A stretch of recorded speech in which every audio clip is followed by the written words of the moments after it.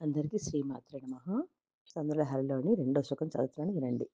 తనీయాంసం పాంసుం తవ చరణ పంకేరుహ భవం విరించిన్ సంచిన్వన్ విరచయతి లోకాన వికలం వహత్యైనం శౌరిః కథమపి సహస్రేణ శిరసాం హరః సంక్షుధ్యయనం భజతి భసితోద్ధూలన విధిం.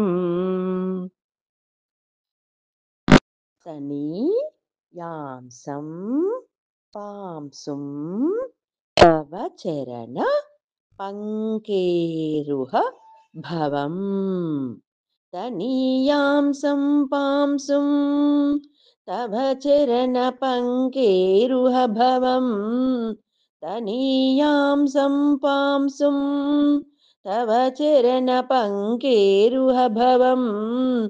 తనీయాంసం పాంసుం తవ చరణ పంకేరుహ భవం. విరించి సంచిన్వన్ విరచయతి లోకాన వికలం. విరించిన్ సంచిన్వన్ విరచయతి లోకాన వికలం. విరించిన్ సంచిన్వన్ విరచయతి లోకాన వికలం. విరించిన్ సంచిన్వన్ విరచయతి లోకాన వికలం. వహత్యైనం శౌరిః కథమపి సహస్రేణ శిరసాం. వహత్యైనం శౌరిః కథమపి సహస్రేణ శిరసాం. వహత్యైనం శౌరిః కథమపి సహస్రేణ శిరసాం.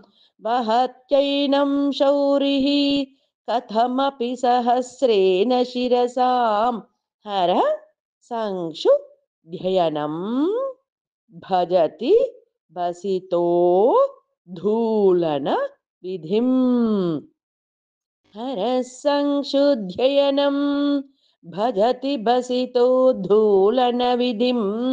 హరః సంక్షుధ్యయనం భజతి భసితో ధూలన విధిం. హరః సంక్షుధ్యయనం భజతి భసితో ధూలన విధిం. తనీయాంసం పాంసుం తవ చరణ పంకేరుహ భవం. విరించిన్ సంచిన్వన్ విరచయతి లోకాన వికలం. వహత్యైనం శౌరిః కథమపి సహస్రేణ శిరసాం.